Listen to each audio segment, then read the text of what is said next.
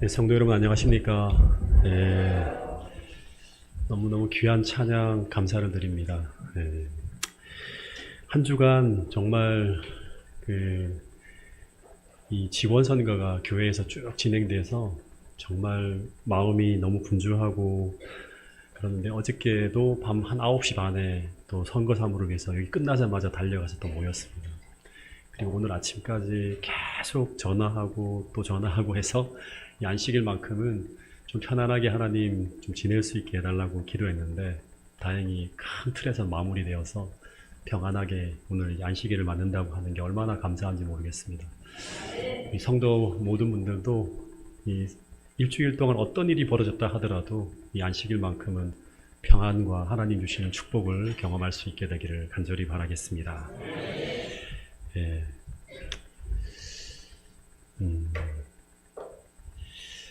오늘은 이 종말적 계시의 예언 세미나의 마지막 시간이고요. 내일은 조금 복음적인 말씀을 제가 좀 드리려고 하는데요.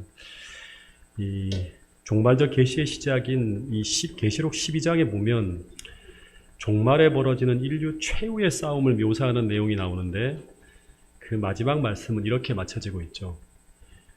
용이 여자에게 분노하여 돌아가서 여자의 남은 자손과 싸우려고 바다 모래 위에 섰는데 근데 그 여자의 남은 자손은 두 가지의 특징을 가지고 있다. 그 하나는 뭔가 하면 하나님의 계명인 하나님과의 언약을 지키고 있고 두 번째 또 하나는 뭔가 하면 예수의 증거를 가지고 있다고 합니다.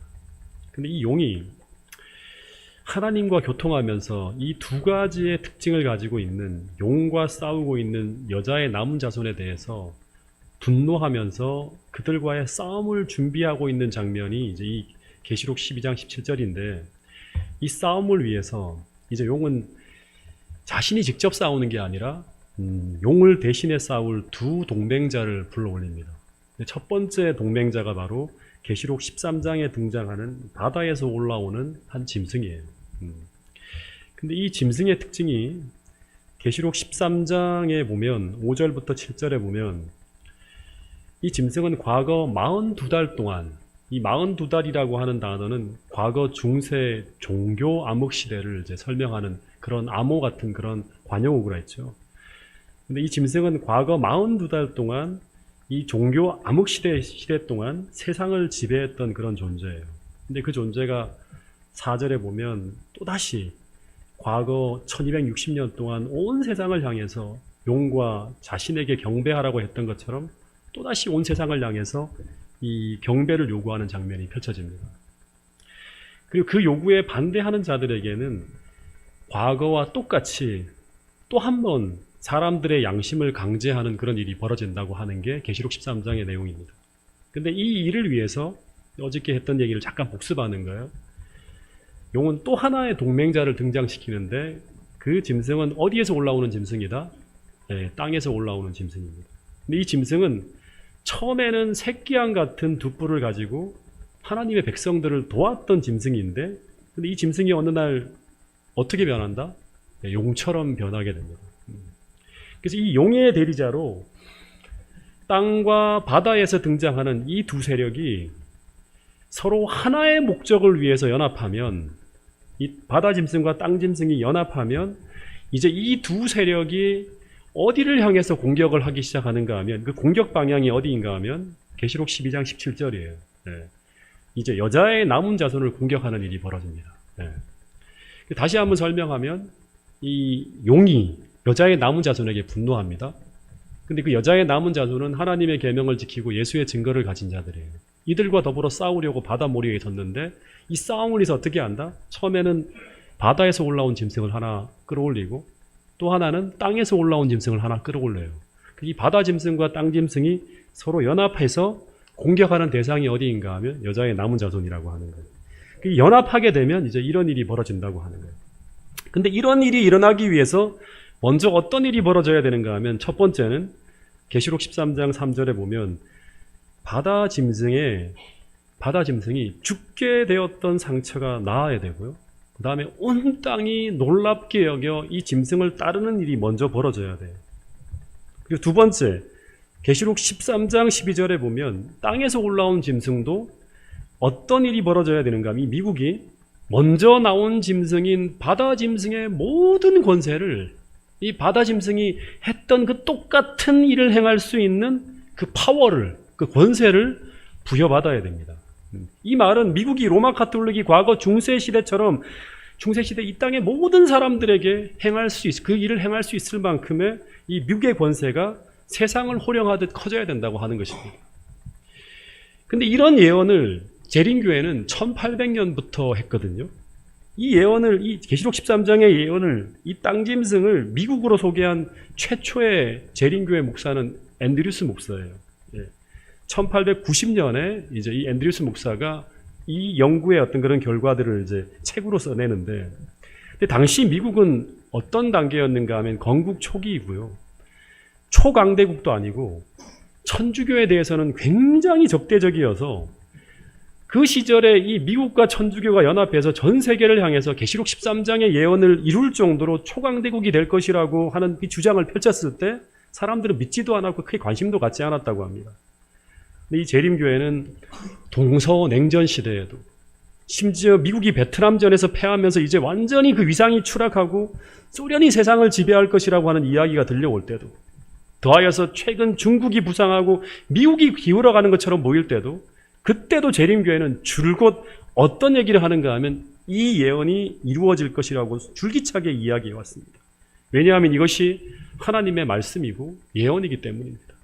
그래서 미국이 휘청거리는 것처럼 보이고 초강대국으로서의 위상이 흔들릴지라도 미국은 반드시 로마 카톨릭이라고 하는 종교적 세력과 연합해서 반드시 이 예언을 이룰 것이라고 우리는 주장하고 있습니다. 왜냐하면 그것이 성경에서 말하는 예언이기 때문이라고 하는 것입니다.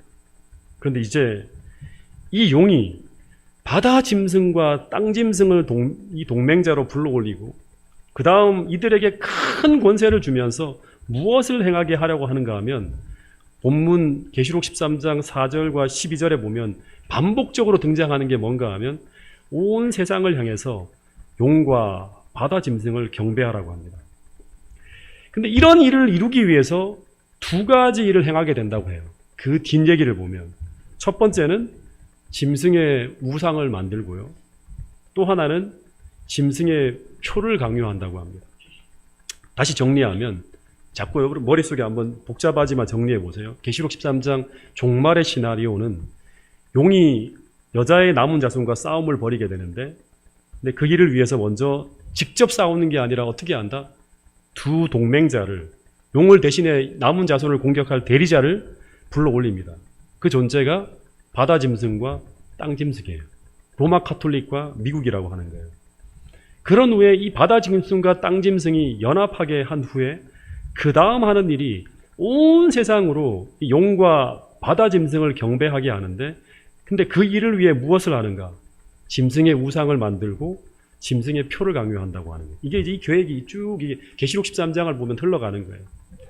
그러면 어떤 일이 일어나는가 하면요, 첫 번째는 이 죽게 되었던 상처가 나오면서 온 세상이 이상히 여겨서 이 바다 짐승을 따르는 일이 벌어지고, 더하여서 미국은 먼저 나왔던 짐승에 행했던 모든 권세를 행하게 된다고 합니다. 그런데 13절, 14절에 보면 용은 이런 일들이 벌어질 수 있도록 이들이 행하고자 하는 그 일에 초자연적인 능력이 나타나도록 만든대요. 즉, 큰 이적이 일어나도록 돕습니다. 이것은 강신술이라고 하는데 성령의 역사처럼 강신술이 막 펼쳐지는 거예요. 그러면서 온 인류가 이 이적에 어떻게 보면 미혹되어지면서 따라가요. 그러면서 뭐가 세워지는가 하면 드디어 짐승의 우상이 세워지게 되는데, 근데 오늘 정말 풀어야 될 두 가지, 짐승의 우상이 뭔가, 또 하나는 짐승의 표가 무엇인가를 우리가 공부를 해야 되는데, 여러분, 짐승의 우상이 뭘까요? 짐승의 우상이 뭘까요? 이 우상이라고 하는 단어가 뭔가 하면 이 헬라어로 에이콘이라고 하는 단어를 써요. 이 단어는 형상, 분신, 복사품, 이미지, 이런 의미입니다. 신약 성경에 보면 고린도후서 4장 4절, 골로새서 1장 15절에 보면 예수님은 하나님의 형상이라고 할 때 똑같이 에이콘이라고 하는 단어를 씁니다. 다시 말해 예수님은 하나님의 형상, 하나님의 분신, 하나님의 복사품, 하나님의 이미지라고 하는 거예요. 그래서 이 우상이라고 하는 단어는 이미지, 분신, 복사품 이런 의미를 가지고 있는데, 그래서 이 에이콘이라고 하는 단어는요, 반드시 뭐가 있는가 하면 이게 분신이니까 원형이 있다고 하는 것을 암시하고요.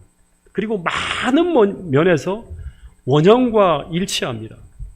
그러므로 짐승의 우상은 짐승의 이미지를 가진 짐승의 복사품, 짐승의 분신이라는 말과 같은 말인데, 그런데 이 짐승의 우상은 이 바다 짐승의 이미지를 가진 이 바다 짐승과 똑같은 복사품, 똑같은 분신이라고 하는 그런 말이에요.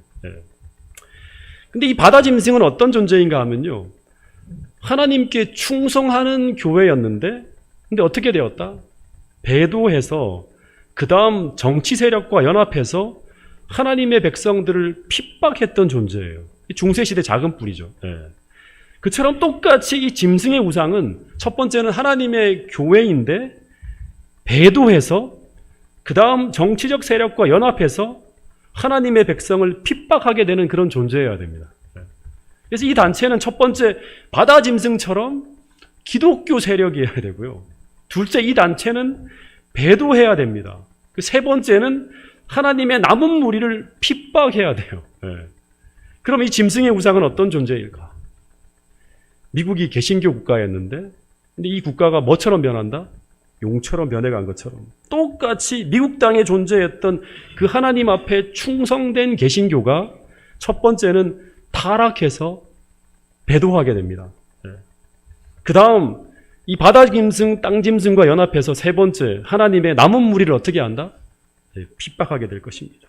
재림교회는 이 짐승의 우상을 뭐라고 부르는가 하면 배도한 개신교 단체로 봅니다. 그럼 제가 여기 읽어보면 대쟁투하고 대쟁투 443페이지에 있는 건데요. 초대교회가 세상 정부의 도움을 구한 것은 배교였으며 그것이 짐승 곧 법왕권이 발전되는 길을 마련하였다. 바울은 먼저 배도하는 일이 있고 저 불법의 사람 곧 멸망의 아들이 나타나기 전에는 이르지 아니하리라 라고 말하였다. 그와 같이 교회 안에서 일어나는 배도가 짐승의 우상을 만드는 길을 준비하게 될 것이다. 그 다음 그러므로는 같이 한번 읽어보겠습니다. 시작. 그러므로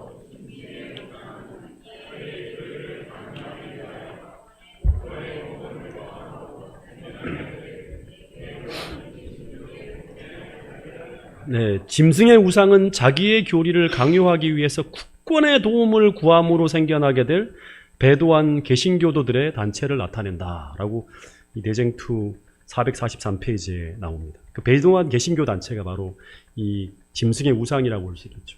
그래서 미래 개신교회가 지금도 그렇죠. 지금도 보면 여러분 한번 이렇게 예언을 보면서 한번 세상 교회 돌아가는 걸 한번 보세요. 개신교회가 타락하고 배도한 후에 이 짐승의 우상이 되어서 로마 카톨릭과 연합하여서 온 세상에 이 바다 짐승과 용을 경배하도록 하는 그 일에 뭐가 된다? 앞잡이가 된다고 하는 거예요. 제일 앞장선다고 하는 거예요. 이 말씀은 종교개혁을 통해 탄생한 개신교회가 다시금 타락해서 로마 카톨릭과 연합하게 되는 일이 벌어질 것이라고 하는 것을 예언하고 있는 그런 말씀입니다. 그래서 지금 이 예언의 성취처럼 그 어느 때보다도 열풍적으로 일어나고 있는 것이 바로 뭐냐 그러면 전 세계적인 에큐메니칼 운동입니다. 이 종교통합 운동이라고 하는 거예요. 지금 전 세계적 개신교 종교통합 운동을 주도하고 있는 세계적인 조직체가 두 군데가 있는데요. WCC는 뭐 거의 이제 그 정말 개신교의 교리를 거의 다 상실한 것처럼 보이는 어떤 그런 단체이고요. WEA가 조금 복음주의적인 연맹으로 해서 이 복음주의적인 어떤 그런 단체라고 했는데, 근데 이 WEA라고 하는 단체도 거의 카톨릭과 하나가 되어져 있는 그러한 모습을 보게 됩니다. 그것을 보여주는 기사가 2020년 10월 7일자 이 바른 믿음이라고 하는 기독교 저널에 실려 있는 내용인데요. 그 기사를 보면 WEA의 주도로 이루어지고 있는 이 기독교 통일운동이 이제 교황청과 많은 부분 일치가 끝나가고 있다고 하는 기사가 실린 것을 보게 됩니다. 네. 여러분, 그런데 이 종교연합이라고 하는 이슈는 지금 워낙 강하게 전 세계적으로 불고 있기 때문에 온 세상의 개신교회는, 큰 대형 교회들은 대부분 이 흐름을 따라가고 있습니다. 지금 한국에 있는 교회도 마찬가지예요. 근데 이 종교 통합의 이슈를 주도하고 있는 존재가 누구인가 하면 바로 교황이라고 하는 사실이에요. 교황은 지금 개신교와의 통합만이 아니라 전 세계 모든 종교와의 연합을 추구하고 있습니다. 이 개신교와의 통합뿐 아니라 이 개신교를 향해서는 이제는 배도했다고 말하지 않고 전부 다 separate breed, 다시 말하면 분리된 형제들이라고 하는 거예요. 다시금 돌아오라고 하는 거예요. 전 세계와의 종교 통합을 추구하고 있는데 그런 움직임에서 심지어 국제기구인 유엔까지 가세해서 호응하고 있는 그런 모습을 제가 최근에 기사를 통해 보게 되었는데요. 이 프란치스코 교황이 취임 후에 3번의 회칙을 발표해요. 이 회칙이라고 하는 것은 전 세계 모든 캐톨릭 교인들이 따라야 되는 이 교황의 어떤 그런 회칙이에요. 근데 3번째 회칙이 2020년 10월 3일자에 발표되어진 이 프라텔리 튜티라고 하는 제목의 회칙이에요. 이 의미는 뭐냐 그러면 전 세계가 모두 한 형제라고 하는 그런 의미예요. 너무나 좋은 어떤 그런 내용이죠. 어저께 제가 여러분들에게 말씀드린 부분과 같이 연결해서 보면 돼요. 전 세계가 인류가 공존하기 위해서 정말 우리가 온 인류가 한 형제라고 하는 그런 의미에 이제 우리가 그 세상이 통합되어져야 되는데, 공존해야 되는데, 사랑으로 연합해야 되는데, 그러기 위해서 제일 중요한 게 뭐냐 그러면 종교 간의 통합, 연합을 해야 돼요. 종교 간에 갈등하고 싸우고 하는 이 모든 것들이 멈춰야 돼요. 이 회칙이 언제 발표됐는가 하면 이제 1919년 2월, 이것도 아주 큰 뉴스로 이제 보도가 됐는데, 이슬람의 최고 지도자인 이 데이맘과 두바이에서 회담을 해요. 그 회담을 하고 난 다음에 이제 그 협정문에 서명을 하는데, 그 협정 문서가 뭐냐 그러면 인류 평화와 세계 평화와 인류 공존을 위한 박애 협정이라고 하는 문서예요. 이 두 사람이 서명을 합니다. 근데 이게 전 세계적인 이슈였는데, 왜냐하면 이 기독교 최고 지도자와 이슬람 최고 지도자가 함께 만나서 뭐에 대해서 협정을 했다? 이제는 서로 싸우지 말고 세계 평화와 인류 공존을 위해서 두 지도자가 서로 뭐 하기로 했다? 협력하기로 서명을 한 것이에요. 그리고 이 서명을 한 다음에 이 프라텔리 튜티라고 하는 회칙을 교황이 전 세계 천주교인에게 발표합니다. 그리고 이 회담의 결과 한 건축물이 지어져요. 그 건축물이 뭔가 하면 아브라함 패밀리 하우스라고 하는 집인데요. 이 아브라함 패밀리 하우스라고 하는 거는 뭐냐 그러면 유대교, 이슬람교, 기독교가 다 누구의 후예죠? 아브라함의 가족의 어떤 후예들이잖아요. 그래서 아브라함의 가족에서 나누어진 종교이기 때문에 이 세 종교가 서로 평화롭게 공존하자고 하는 걸 상징적으로 보여주기 위해 세워지는 집이 바로 뭔가 하면 아브라함 패밀리 하우스입니다. 이 아브라함 패밀리 하우스는 3개의 동으로 지어집니다. 하나는 성당, 하나는 이슬람의 모스크, 또 하나는 뭐냐 그러면 유대교의 회당 형식으로 지어져요. 근데 이 집이 작년 2013년 2월 15일 날 개관식을 합니다. 그리고 3월 1일 날 일반에게 오픈되어집니다. 그래서 이 세 종교가 한 장소에서 다양한 형식으로 예배를 드리지만 무엇을 위해 연합한다? 인류 번영과 공동의 가치를 위해서 함께 협력하며 공존한다고 하는 이런 메시지를 전하고 있는 건축물이 바로 뭔가 하면 아브라함 패밀리 하우스입니다. 근데 이 메시지는 지금 교황이요, 전 세계를 향해서 모든 집회에서 던지고 있는 메시지입니다. 이 교황이 이 프라텔리 튜티라고 하는 이 3번째 회칙을 2020년에 발표한 직후에요. 그 다음 2021년 그 유엔에서 이 회칙을 받아들여서요, 국제 인류 형제의 날을 만들게 됩니다. 그러니까 유엔이 그 교황이 던진 어떤 이런 회칙을 받아서 그대로 전 세계 유엔에서 정한 한 날을 만들어요. 이게 국제 인류 형제의 날입니다. 유엔에 들어가 보면 유엔에서 이 국제 인류의 날을 제정한 후에 이런 기록을 남겼어요. 모든 유엔 회원국, 유엔에 관련된 조직들, 비정부기구 및 민간 부문을 포함한 국제기구 및 시민사회는 매년 2월 4일에 국제 인류 형제의 날을 기념한다. 교황은 2020년 10월 3일에 프라텔리 튜티, 모든 형제들을 회칙으로 출판했고 유엔은 이것을 기념하기 위한 특별한 날을 선포했다. 로마는 이 중요한 발전을 축하하고 있다라고 하는 기록이 있습니다. 그리고 이 제2회 국제인류의 형제의 날 행사 때도 교황이 주도해서요. 개신교, 유대교, 이슬람교, 유네스코뿐 아니라 시민사회까지 함께 모여서 이 행사를 주도했다고 하는 그런 기록이 있습니다. 여러분, 그래서 지금 교황은 전 세계를 향해서 인류 평화를 위해서 아주 중요한 제안들을 던지고 있는데, 근데 그 중요한 의제 중에 하나가 무엇인가 하면 온 세상의 모든 종교를 연합시키는 것입니다. 근데 그 연합이라고 하는 게 뭐냐 그러면, 종교 개혁을 통한 연합이 원래 개신교의 하나의 어떤 그런 방향이거든요. 종교 개혁을 통한 연합이 아니라 진리를 양보하고 타협하면서 연합하는 거예요. 이것은 무엇을 의미하는가 하면 정말 중요하게 보아야 되는데, 과거 중세시대의 기독교가 온갖 우상숭배와 이교적 관습을 다 받아들이는 가운데 연합한 모습과 똑같은 결과를 가져올 연합이라고 하는 것입니다. 마치 과거 바벨론이 온 세상을 정복하면서 세상의 모든 신들이란 신들을 다 모아서 어디에다가 보관했다고 했죠? 에시길라라고 하는 복합신전 안에 가득 채웠던 것처럼 지금 종교 통합은 그 비슷한 모습으로 흘러간다고 하는 것입니다. 그래서 기독교와 불교, 이슬람 등 모든 종교들이 다 진리와 상관없이 모이는 거예요. 그래서 이 모습은 계시록 18장에 보면 이제 예언하는데요. 마지막 때 등장하는 온갖 더러운 것과 가증한 영이 모이는 귀신의 처소가 될 것이라고 한 예언된 그 바벨론의 모습으로 나아가고 있는 그런 연합이라고 하는 것입니다. 기독교는 교회라는 이름은 존재하지만 그러나 타 종교와의 갈등을 일으킬 만한 모든 진리는 다 감추는 가운데 연합을 하는 거예요.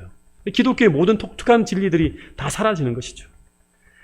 여러분, 그래서 이런 어떤 세상을 향해서 우리 하나님이 어떤 말씀을 하시는가 하면 계시록 18장 2절부터 5절에 보면 이런 말씀을 합니다. 같이 한번 이 말씀은 읽어보겠습니다. 시작!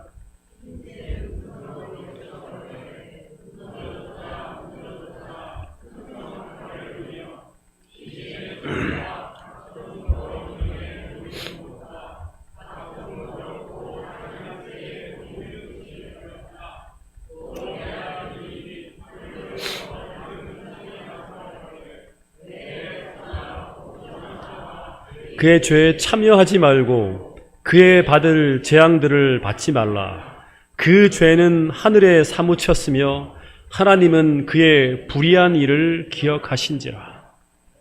여러분, 이 연합으로 말미암아 개신교가 복음의 순결함을 잃어버리고 배도함으로 무너지게 되는데, 그러면 이 배도한 개신교 단체는 무엇이 되는가 하면 짐승의 우상이 된다고 합니다.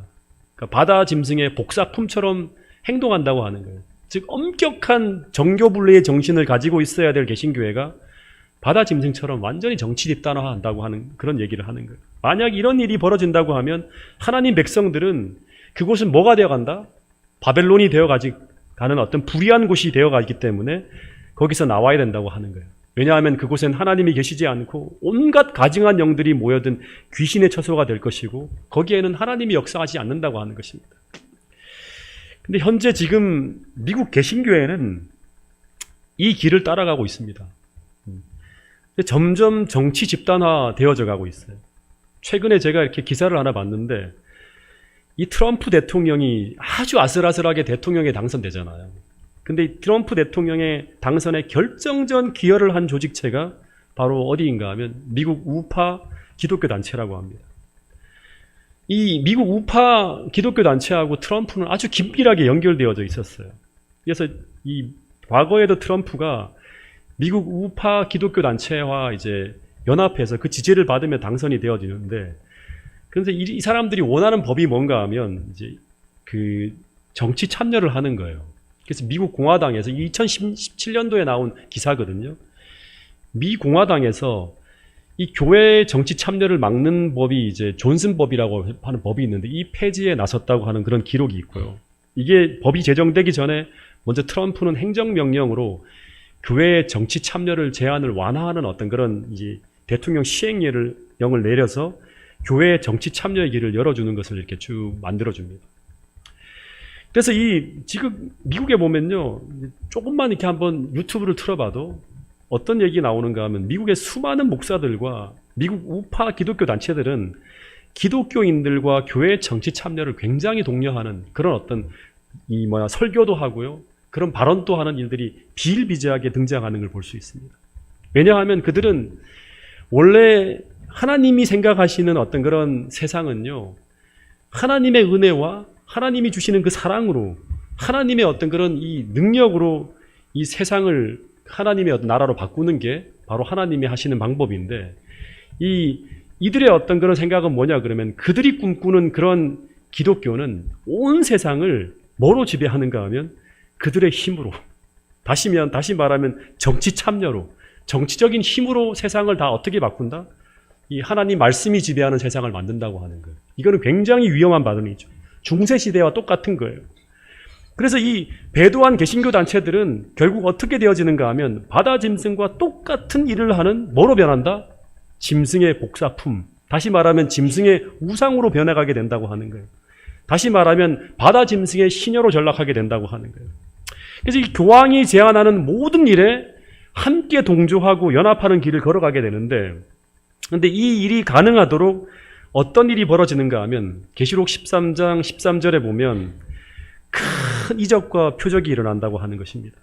그래서 이 짐승의 우상은 큰 권세를 가지고 이제 온 세상을 향해서 이 짐승의 우상을 경배하라고 호소하는데, 이 말은 어떤 말인가 하면 이 짐승의 우상이 제안하는 것에 온 세상은 따르고 순종하라고 하는 그런 이제 말을 하는 거예요. 그러지 않으면 어떤 일을 벌이는가 하면 몇이든지 다 죽이는 그런 무시무시한 일이 벌어진다고 하는 거예요. 중세시대에 벌어졌던 것처럼.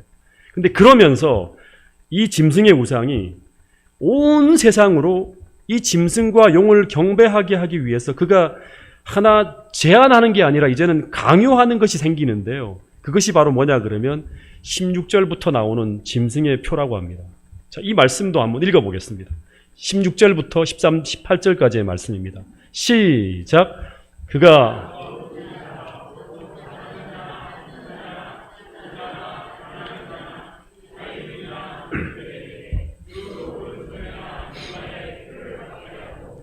이 표를 가진 자 외에는 매매를 못하게 하니 이 표는 짐승 이름이나 그 이름의 수라.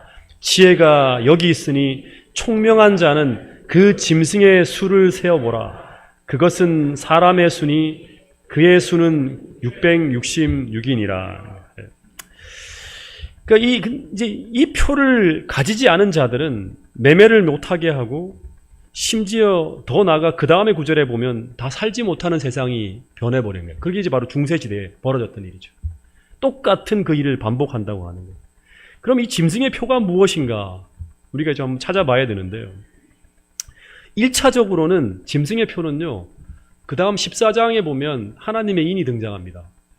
13장 마지막 절에는 짐승의 표를 받는 사람들이 등장하고, 14장에 넘어가면 하나님의 인이 등장하는데, 이 짐승의 표는 1차적으로는 하나님의 인에 대비되어 나타나는 모조품인이에요. 다시 말해 짐승의 표는 짐승의 소유된 자라고 하는 증표예요.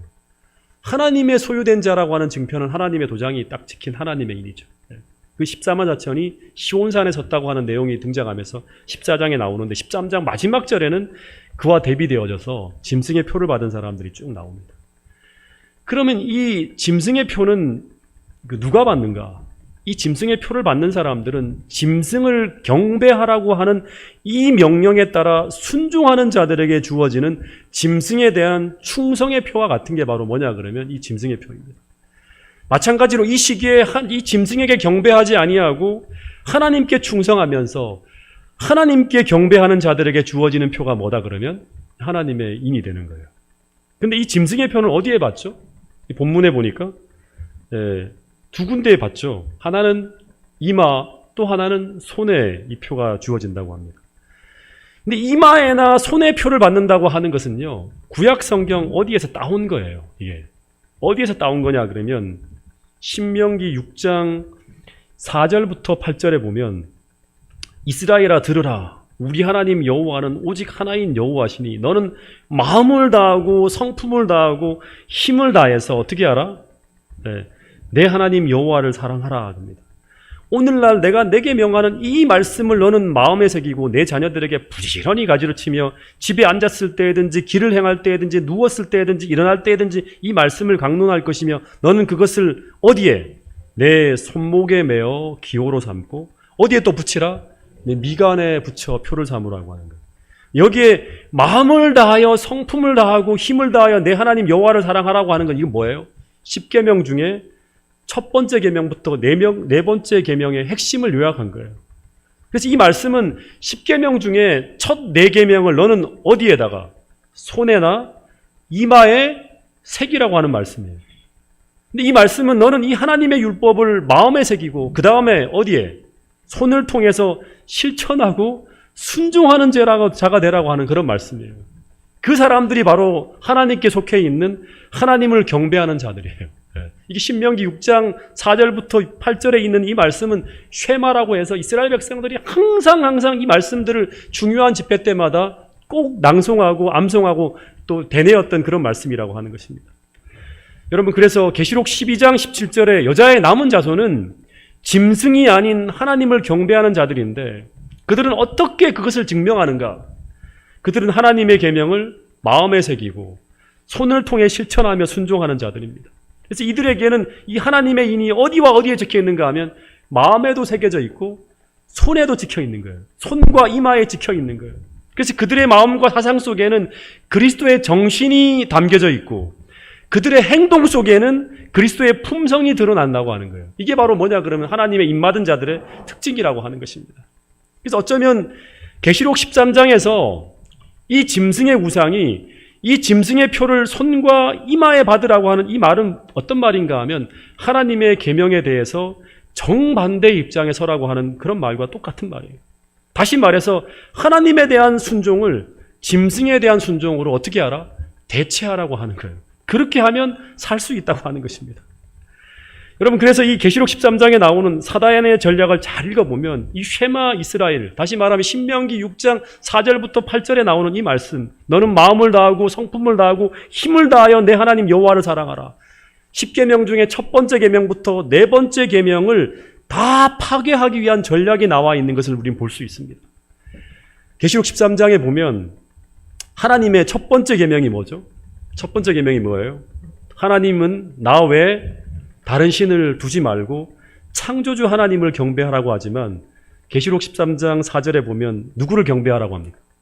짐승을 경배하라고 합니다. 첫 번째 계명이 이게 파괴되어지는 걸 볼 수 있습니다. 두 번째 계명은 하나님은 뭐 하지 말라고 하죠? 우상을 숭배하지 말라고 하는데 계시록 13장 14절부터 15절에 보면 짐승의 우상이 세워지고 이 우상을 경배하라고 하는 그런 이 두 번째 계명을 파괴하는 어떤 그런 이야기가 나옵니다.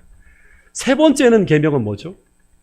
하나님의 이름을 망령되이 일컫지 말라고 하는 그런 말씀이 나오는데 이 짐승은 계시록 13장 5절부터 6절에 보면 하나님의 이름을 모독하는 그런 이제 이야기를 하는 걸 볼 수 있습니다. 그러면 우리가 잘 아는 네 번째 계명은 뭐죠? 안식일을 기억하여 거룩히 지키라고 합니다. 근데 이 네 번째 계명을 무너뜨리기 위한 사단이 세운 전략이 뭘까요? 그러면 바로 짐승의 표를 강요하는 것입니다. 그래서 이 계시록 13장을 보면 첫 번째 계명부터 네 번째 계명을 하나하나 조목조목 다 파괴하는 걸 볼 수 있습니다. 그래서 이 짐승의 표는 바로 뭐냐 그러면 하나님의 안식일을 대체하는 일요일을 강요하는 그런 어떤 제도가 될 것이라고 재림교회는 그렇게 믿고 있습니다. 왜냐하면 구약 성경을 보면 일관되게 이 제7일 안식일이 이스라엘을 다른 백성들과 구분짓는 하나님의 인이라고 분명히 말씀하고 있기 때문입니다. 출애굽기 31장 13절 말씀 한번 같이 읽어볼까요? 시작. 너는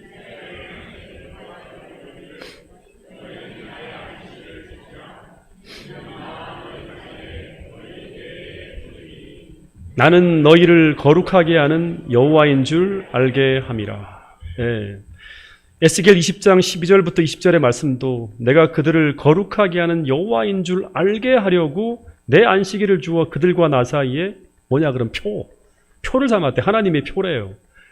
20절에도 보면 또 나의 안식일을 거룩하게 할지어다. 이것이 나와 너희 사이에 뭐가 된다? 표라고 하는 거예요. 내가 여호와 너희 하나님인 줄 알게 하리라 하였노라. 이 짐승의 표와 대비되어지는 하나님의 인과 같은 게 바로 뭐냐 그러면 안식일이라고 하는 것입니다. 그래서 이 바다 짐승과 땅 짐승이 연합해서 세상으로 하여금 땅 짐승과 용을 경배하기 위해서 이 짐승의 우상을 통해 세상에 강요하는 것이 바로 뭔가 하면 짐승의 표인데요. 이 짐승의 표는 계시록 13장의 구조상 안식일 계명을 무력화시키기 위해서 제시되는 것임을 우리는 알 수 있습니다. 그리고 제시되어지는 게 바로 뭐냐 그러면 모조품 안식일을 세우는 것인데, 그것이 바로 일요일 휴업령으로 사람들의 신앙 양심을 강제하는 것으로 나타날 것이라고 우리는 믿고 있습니다. 여러분, 그래서 사단은 우리가 다니엘 7장에서 배운 것처럼 때와 법을 경계해서 안식일 대신에 일요일 예배라고 하는 모조품을 세웠고요. 더하여 이제 그것을 짐승의 표로 온 세상에 강요하려 한다고 하는 것입니다. 근데 이런 일이 진짜 벌어질 수 있을까요? 일요일 예배를 강요하는 거. 이런 일이 진짜 벌어질 수 있을까요? 이런 민주적인 세상에. 이 미국 최초의 일요일 휴업령이 이제 1610년에 이 당시에는 미 합중국이 아니었습니다. 이 버지니아 식민지에서 제정되어졌는데, 그 법안을 보면 내용이 이렇다고 합니다.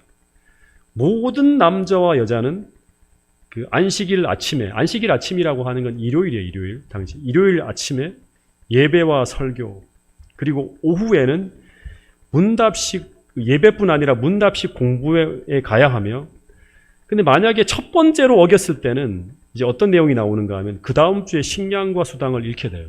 네. 그다음 두 번째로 어겼을 때는 앞서 말한 수당을 잃는 데다가 채찍을 맞았고요. 세 번째로 만약에 이렇게 예배에 참석하지 않고 어기게 되면 죽임을 당하게 된다고 하는 게 이 버지니아 식민지의 1610년도에 제정되어진 일요일 법안입니다. 네. 여러분 이해가 됩니까? 아침 예배와 오후 성경 공부에 참여하라. 그렇지 않으면 처음에는 일주일간 음식 수당을 잃는다. 두 번째는 음식 수당만 잃을 뿐 아니라 채찍으로 맞아요. 그 다음 세 번째는 어떻게 한다? 사형을 시킨다고 하는 거예요. 근데 여러분 이 법이 실제로 제정되어졌어요. 버지니아 주에서. 이 법이 제정되어진 이 나라가 전체주의 국가나 북한이나 쿠바 같은 그런 나라가 아니라 어디였다? 미국이라고 하는 거예요. 그 다음에 이 버지니아 주 외에도요, 다른 식민지주도 자체 일요일 법령을 시행했는데, 여기 펜실베니아도 마찬가지로 일요일 휴업법이 1682년도에 제정되어집니다. 그래서 예배에 참석을 요구하고 있고요. 그날 스포츠나 오락 활동을 하는 것은 물론 욕설이나 술을 마시는 것도 금지하는 법들이 제정되어졌어요. 네. 그러니까 이 당시에 이제 이런 법들이 있었다고 하는 거예요. 근데 그 규정들을 보면 처벌에는 200파운드의 뭐 담배값에 해당되는 벌금을 내고요. 그 다음에 공적 장소에 감금을 시킵니다. 이렇게 만약에 뭐 일요일 날 예배를 안 드리고 뭐 이런 짓을 한다 그러면 감금을 시켜요. 그 중대한 경우에는 너무나 이 사람은 진짜 말 그대로 신앙적으로 많은 어떤 그런 풍속을 해친다 그러면 사형이 포함되어지는 그런 법이 제정되어졌다고 합니다. 그런데 이게 진짜 집행이 됐을까요? 판례를 보면 미국의 캠블 대위라고 하는 사람이 배를 타고 3년을 보낸 후에 1656년에요. 어느 일요일입니다. 너무나 이제 자신의 아내를 이제 3년 동안 배를 타고 갔으니까 너무 그리울 거 아니에요. 그래서 자신의 아내에게 키스를 했다고 하는 죄목으로 어떤 형을 받았는가 하면 보스턴에 있는 공적 장소에서 2시간 동안 감금됐대요. 갇혀 있는 거예요. 기소 이유는 뭐냐 그러면 거룩한 일요일에 음란한 행위를 했다고 하는 걸로 이제 감금이 되어지는 일이 그렇게 벌어졌다고 합니다. 그리고 1789년에는요, 이 판례예요.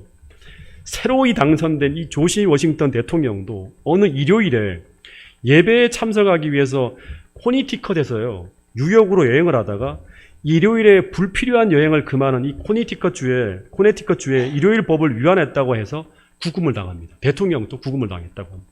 대통령이 될 사람이죠. 근데 이것이 바로 초기 미국이라는 나라에서 벌어졌던 일입니다.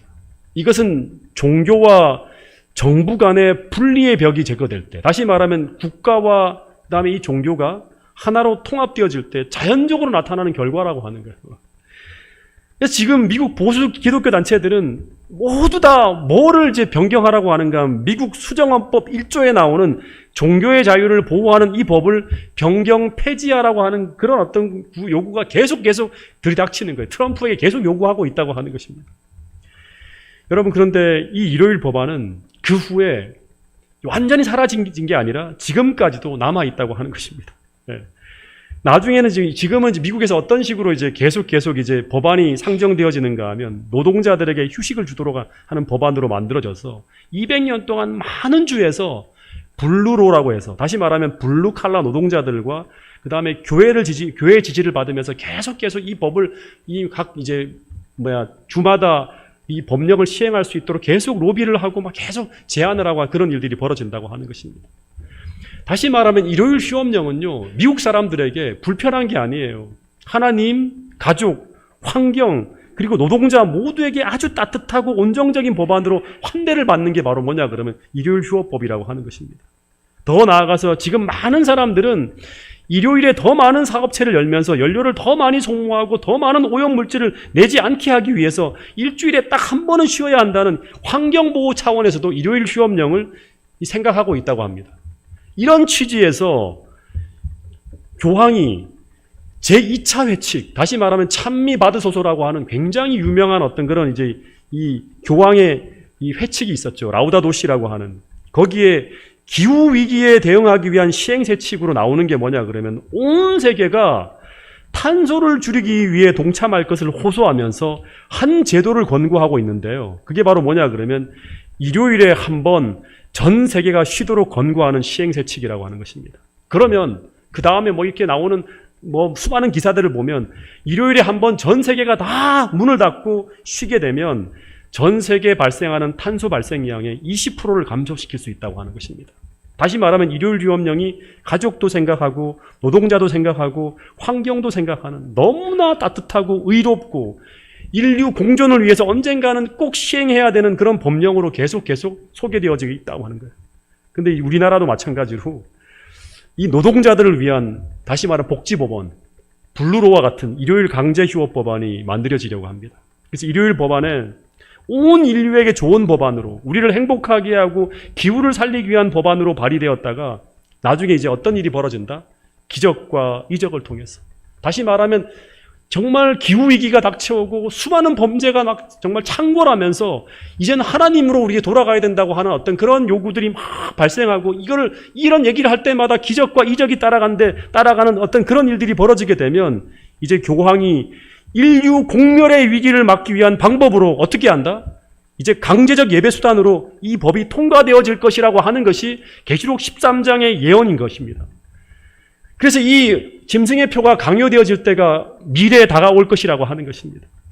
근데 이게 하나하나 단계적으로 지금 계속 예언이 성취되어져 가고 있는데 그때 우리는 이제 어떻게 해야 되는가 하는 거예요. 제가 이 하나의 간증만을 좀 말씀을 드리면서 오늘 좀 이 말씀을 줄이려고 하는데요.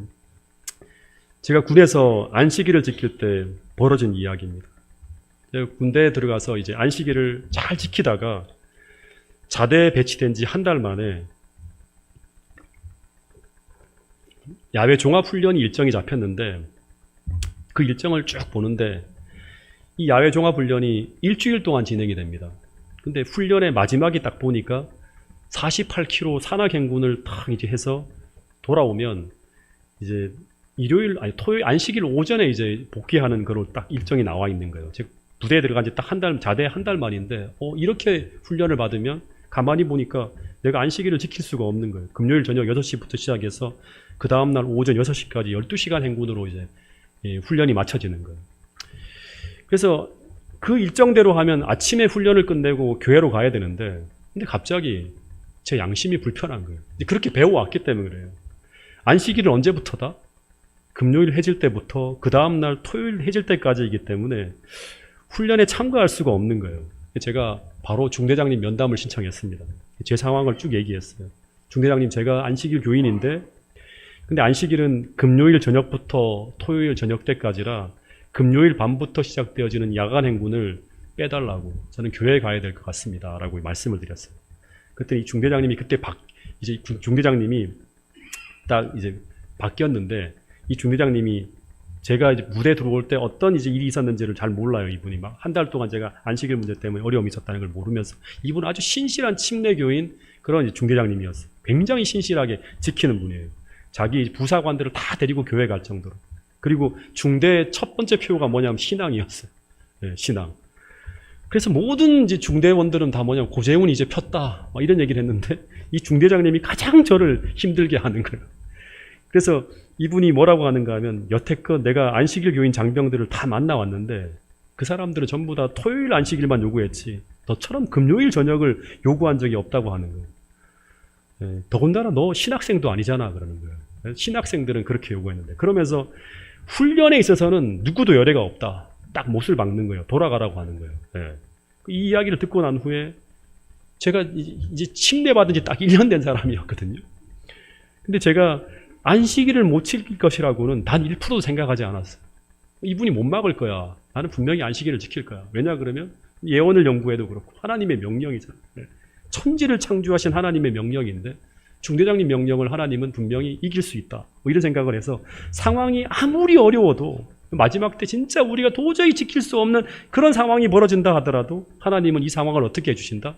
해결해 주신다고 하는 믿음이 있었어요. 이때부터 계속 기도하는 거예요. 그런 중에 안식일 날 교회를 갔는데요. 몇 주 후에 금요일 저녁에 뭐가 있는가 하면 그 교회에서 청년 정상회 순서를 이제 의논하고 있는 거예요, 청년들이. 청년 정상회로 간증이라고 하는 프로그램이 이제 만들어졌는데, 날짜를 딱 보니까 그날이 바로 제가 훈련을 시작하는 이제 마지막 금요일 훈련 받는 그날이었어요.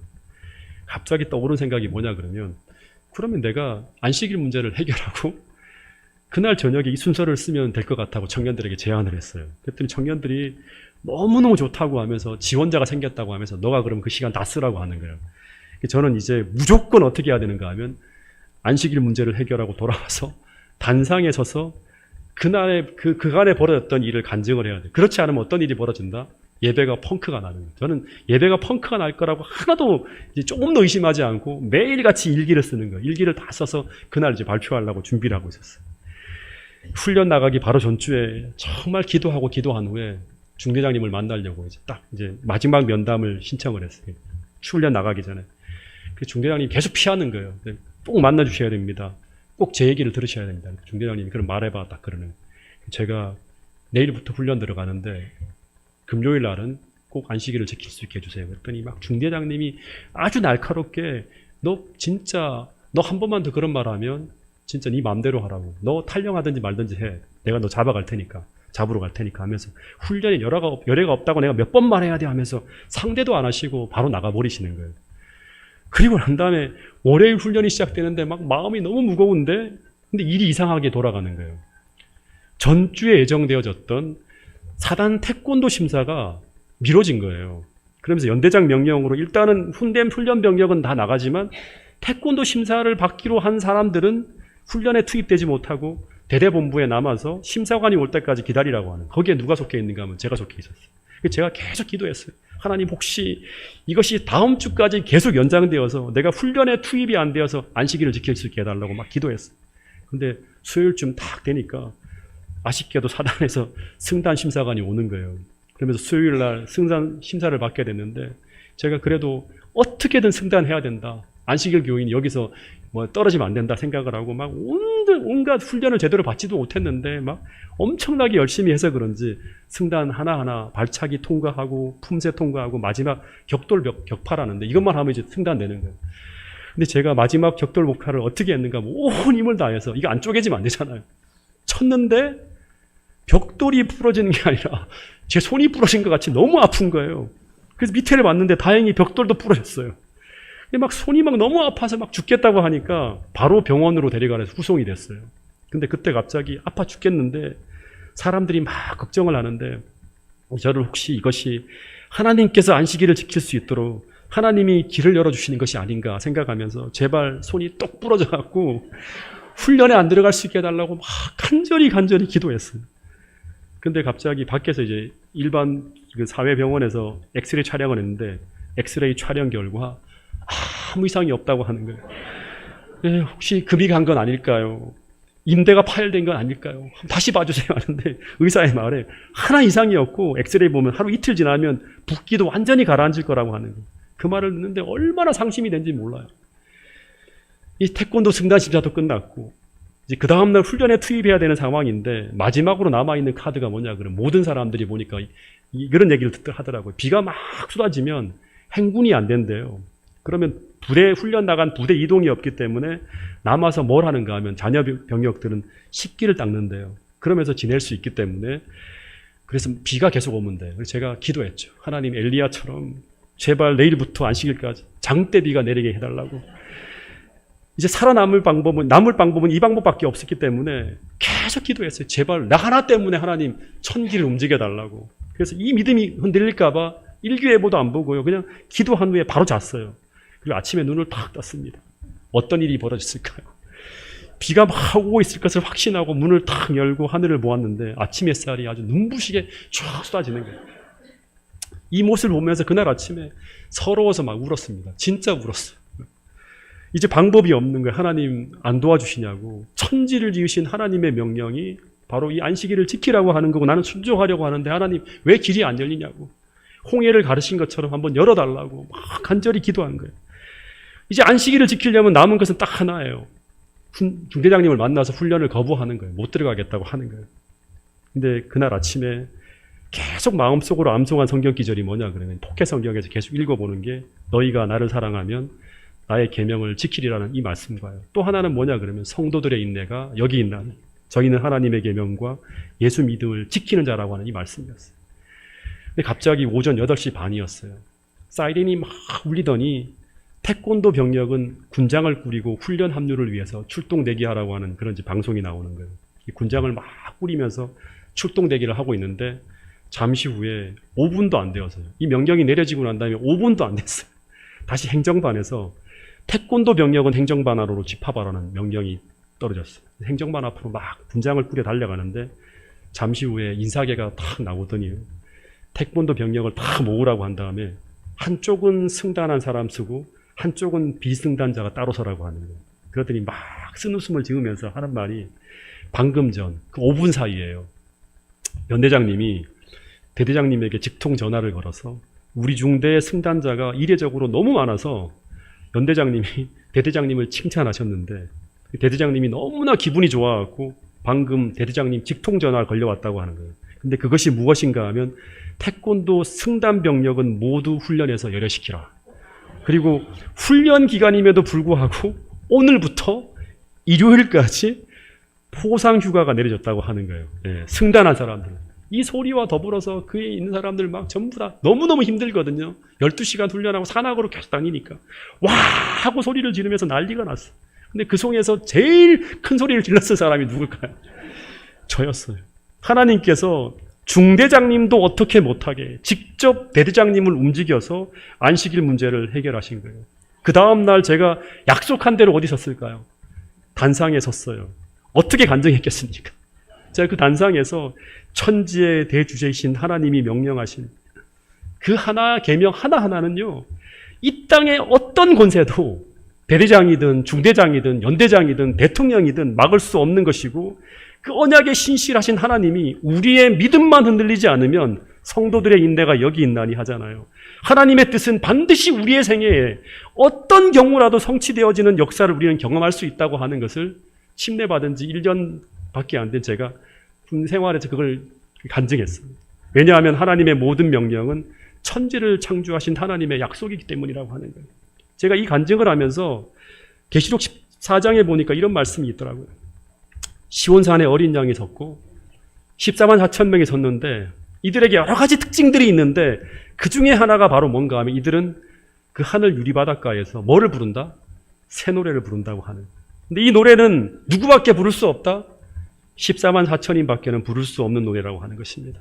즉 우리가 역사의 마지막에 도저히 하나님의 도움이 없이는 하나님의 계명에 순종할 수 없고 하늘을 향해 전진할 수 없는 그 대환란 속에서 우리가 하나님께 기도할 때 마치 동풍이 불어와서 홍해가 갈라지는 것과 같은 그 기가 막힌 하나님의 구원을 경험하고 우리는 무엇을 노래한다? 하나님의 그 위대한 구원을 새 노래로, 경험의 노래로 부른다고 하는 것입니다. 그 사람들이 바로 누구인가 하면 여러분과 저라고 하는 거예요. 그때 온 우주 거민들에게 우리의 간증이 담긴 그 구원의 노래를, 하나님의 이 구원의 노래를 얼마나 감격스럽게 우리가 부를까. 그때 제가 간증하면서 그 어렴풋한 느낌을 제가 살짝 느낄 수 있었습니다. 여러분, 이 계시록 14장에서 말하는 이 노래는 모세의 노래와 어린 양의 노래라고 합니다. 모세가 진짜 홍해 바다 앞에서 앞에는 이 애굽의 군대, 뒤에는 홍해바다라고 하는 하나님이 도와주지 않으면 절대 헤어나올 수 없는 그 궁지에서 그가 기도하면서 하나님께 간구할 때, 믿음으로 하나님 앞에 부르짖을 때 하나님께서 하나님만이 하실 수 있는 그 엄청난 구원의 역사를 경험하고 난 다음에 부르는 노래가 바로 무슨 노래다? 모세의 노래라고 하는 거예요. 그리고 어린 양의 노래라고 하는 것은 뭐냐 그러면 그 모든 구원의 역사 속에서 하나님이 어린 양이신 예수님께서 하셨다고 하는 예수님께 모든 찬양과 영광을 돌려드리는 그런 노래가 바로 어린 양의 노래라고 하는 것입니다. 여러분 계시록 2장 17절에 보면 여자의 남은 자손은 끝까지 하나님을 계명을 지키고 있고 더하여 그들은 이 모든 일이 어떻게 되어질 것이라고 하는 예언 해석의 빛, 예수의 증거를 가지고 있다고 하는 사실을 기억해야 됩니다. 그래서 그들은 가장 두려운 순간에도 이 하나님의 약속은 무엇이고 하나님의 명령은 무엇인가를 물어요. 왜냐 그러면 하나님께서 이 모든 길을 미리 예언하셨고 이 길 속에서 우리가 걸어갈 때 어떻게 도와줄지를 다 말씀해 주셨기 때문이라고 하는 것입니다. 여러분 그래서 장현교회 모든 성도님들이 깨어 각성하며 여자의 남은 자손으로의 삶을 그때가 아닌 지금부터 살아내시길 간절히 바랍니다. 여러분 지금부터 하나님의 계명을 지키며 예수의 증거를 소유한 사람들이 되어서 이 마지막 시대 하나님의 위대한 구원의 역사와 또 세상이 어떻게 흘러갈 것인지를 계속 사람들에게 말씀하며 우리가 어떤 순간에 처한다 하더라도 하나님의 말씀은 무엇이고 약속은 무엇이고 하나님의 명령은 무엇인가를 그런 것을 물으면서 끝까지 이 마지막 시대를 살아갈 수 있는 여러분과 저가 될 수 있기를 간절히 바라겠습니다. 이 말씀 읽고 오늘 말씀을 줄이도록 하겠습니다. 시대의 소망 121페이지에 나온 말씀입니다. 시작. 이 세상에서라도 하늘에 계신 우리 아버지의 뜻에서 이탈하는 것은 우리에게 유익하지 않다. 우리가 하나님의 말씀의 능력을 깨닫게 될 때 우리는 식량을 구하거나 우리 생명을 구하기 위하여 사단의 제의를 따르지 않을 것이다. 심지어 어떠한 상황 속에서도 우리의 유일한 물음은 하나님의 명령은 무엇인가, 하나님의 약속은 무엇인가가 될 것이다. 이러한 사실을 깨닫고 우리는 하나님의 명령을 순종하고 그 약속을 신뢰해야 된다. 이 말씀을 마음에 새기고 돌아가실 수 있기를 간절히 바라면서 오늘 말씀을 줄이도록 하겠습니다.